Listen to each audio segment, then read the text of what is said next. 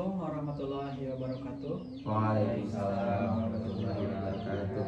Selamat sore dan salam sejahtera untuk kita semua. Yang terhormat Bapak Ibu serta hadirin sekalian yang berbahagia. Pertama-tama marilah kita panjatkan puji serta syukur hadirat Allah Subhanahu wa taala. Karena atas rahmat dan karunia-Nya kita semua dapat berkumpul dalam acara musyawarah ini. Saya Ridho Kamujahid akan memandu acara ini dengan tema penagihan paksa pajak dan penyitaan aset di Indonesia. Terima kasih atas kehadiran Bapak Ibu sekalian. Semoga acara ini berjalan dengan lancar dan juga bermanfaat. Mari kita mulai acara dengan penuh semangat. Yang pertama, perkenalan diri dari pihak Pro. Kepadanya saya persilahkan. Saya Muhammad Nabil dari pihak Pro ditemani rekan saya. Kemudian perkenalan diri dari pihak kontra. Saya Suprahandi ditemani dengan rekan saya. Iya, Sidi Pamungkas. Selanjutnya saya kasih waktu untuk pihak Pro untuk mengeluarkan argumennya. Silakan. Terima kasih. Saya mendukung kebijakan ini karena mendorong wajib pajak untuk memenuhi kewajiban perpajakan, sehingga kontribusi mereka terhadap pembangunan negara menjadi adil dan merata, dan mencegah praktik penghindaran pajak yang merugikan negara dan masyarakat. Juga proses penagihan paksa dan penyitaan aset dilakukan berdasarkan undang-undang yang jelas seperti UU KUP dan UU PBB, sehingga memberikan kepastian hukum bagi pemerintah dan wajib pajakan.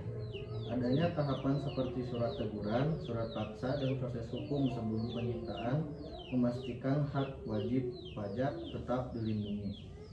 Penyitaan aset dan barang menjadi solusi terakhir untuk menutup utang pajak yang tidak dibayar sehingga negara tidak dirugikan.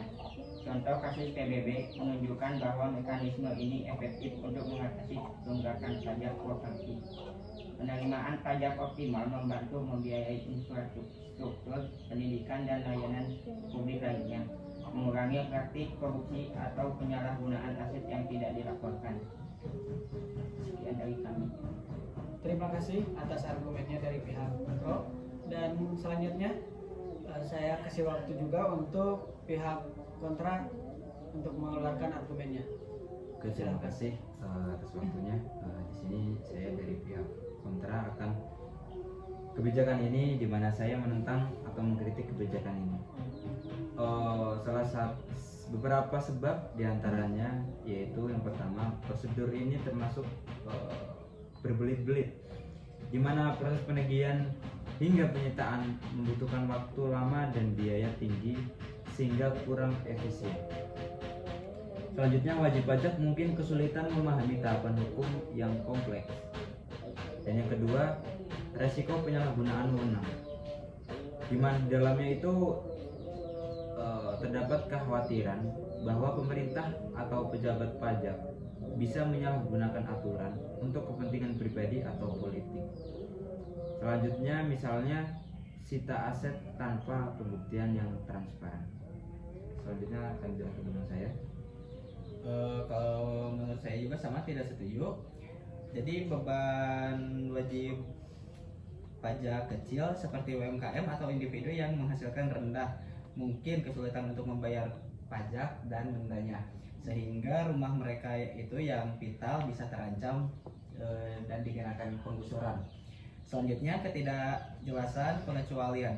Meski ada pengecualian, misalnya aset wakaf, kriteria dan implementasinya tidak jelas, berpotensi menimbulkan sengketa. Untuk poin selanjutnya, ada kesalahan administrasi oleh petugas pajak bisa merugikan wajib pajak yang patuh. Mungkin cukup sekian dari kami dari pihak kontra. Baik, terima kasih atas argumennya. Dan selanjutnya, apa tambahan argumen dari Anda mengenai penagihan paksa pajak dan penyitaan aset di Indonesia? Untuk dari argumen pro dan kontra, semuanya ada di landasan hukum. Antara dasar hukumnya UU KUP. Jika wajib pajak tidak membayar pajak, misalnya PBB, PPH, atau pajak lainnya, pemerintah bisa melakukan penagihan aktif termasuk melalui sita dan lelang aset dengan pasal 11 Undang-Undang KUP. 2. Pajak bumi dan bangunan atau PBB.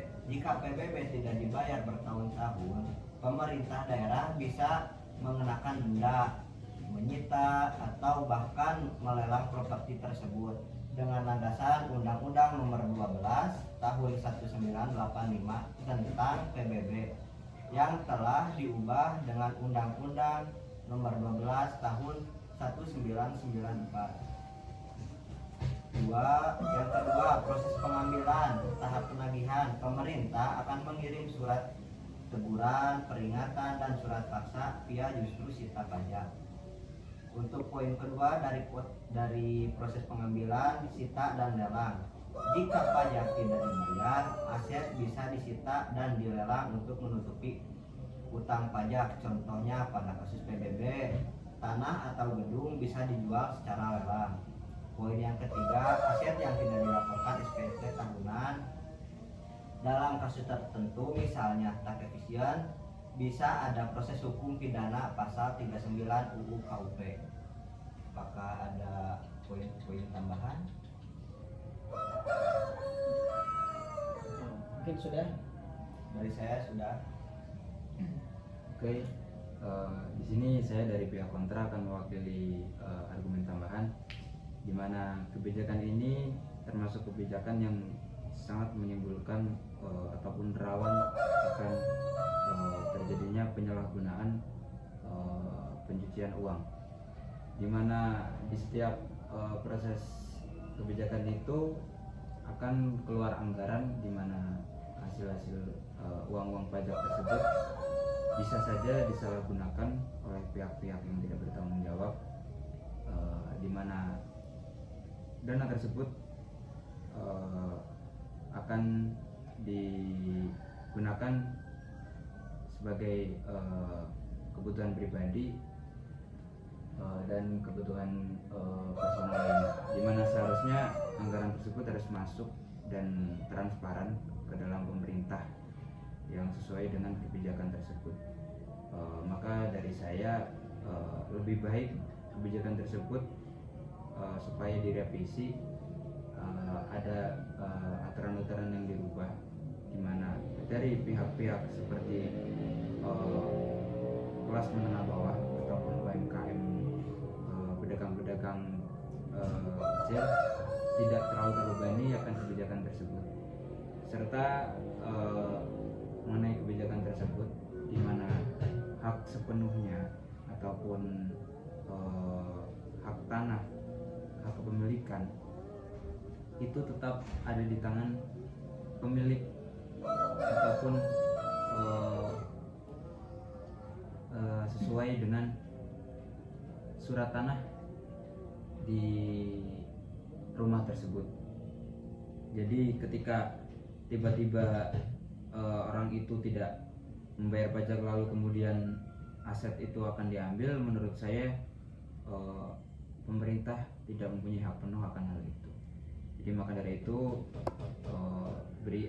tolong ada revisi ataupun perubahan peraturan yang ada di kebijakan tersebut diubah, entah itu dari segi apanya.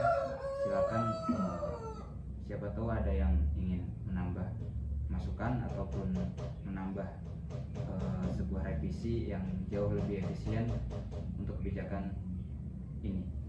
Baik, terima kasih. Apakah ada tambahan dari pihak Prof? Sudah. Baik. Jadi obrolan yang dari pihak kontra, maksudnya itu apakah aset diambil alih oleh pemerintah gitu? Pertanyaannya apakah begitu apa gimana? Jadi kalau menurut saya, yang saya tangkap dari informasi tersebut, mungkin ya secara kasarnya dalam tanda kutip tidak adil apabila rumahnya itu harus digusur, sedangkan mereka juga berjuang untuk membeli rumah itu merawat rumah itu juga membutuhkan biaya yang lebih dari harga pajak tersebut. Jadi dalam artian mereka juga bekerja secara seperti UMKM yang mungkin keuntungannya tidak seberapa dan itu harus dibagi rata untuk kebutuhan sandang pangan dan papannya. Apalagi kalau mereka itu sudah mempunyai anak-anak yang harus disekolahkan juga. Jadi yang tadi kan Mas Iyad katakan rumah akan disita atau diambil alih, mungkin tidak, tapi harus ada, kan tidak otomatis diambil alih, tapi kan di situ pemerintah harus melalui proses hukum untuk revisi selanjutnya seperti pembuktian atau penagihan dan sita. Jadi untuk kedepannya paling untuk proses yang kayak gitu paling revisinya itu harus dibicarakan dengan keadilan lah. Jadi harus apa-apa itu harus, kalau tidak diambil alih tuh mungkin bisa dibicarakan dengan obrolan dengan penagihan di sidang atau di pengadilan hukum. Begitu yang bisa saya tanggap. Apakah ada yang bisa ditambahkan lagi? Oke, selanjutnya mungkin saya akan merevisi di bagian jumlah atau nominal pajak yang harus dibayar, di mana ada perbedaan-perbedaan yang jelas dari orang-orang ataupun UMKM atau orang-orang yang kelas menengah ke bawah itu membayarnya itu sesuai dengan atau bisa dibilang menyesuaikan dengan kapasitas orang-orang tersebut gitu. Jadi tidak dibagi rata, di mana dari segi pajaknya itu berapa persen, intinya menyesuaikan dengan background dari orang-orang tersebut, dimana ketika nanti dia disamaratakan dengan orang-orang yang berkebutuhan cukup ataupun berkebutuhan lebih, itu sangat tidak adil. Baik, terima kasih atas tambahannya. Apakah ada tambahan lain? Jadi mungkin Tidak ada. Mungkin sudah. Baik. Untuk kesimpulan, di sini ada 3 poin untuk keseimbangan. Yang pertama, pemerintah perlu menyederhanakan prosedur dan meningkatkan transparansi untuk meminimalkan penyalahgunaan. Yang kedua, edukasi wajib pajak tentang kewajiban dan haknya harus diperkuat. Dan yang terakhir, mekanisme keringanan atau penundaan pembayaran wajib pajak dengan kemampuan terbatas. Dengan demikian, kebijakan ini bisa lebih adil dan efektif tanpa menimbulkan resistensi dari masyarakat. Puji syukur, musyawarah ini telah selesai. Sebelum saya tutup, saya berterima kasih kepada Bapak Ibu sekalian atas kehadirannya, dan saya Ridha Mujahid sebagai pemandu acara izin undur diri. Wassalamualaikum warahmatullahi wabarakatuh. Waalaikumsalam warahmatullahi wabarakatuh.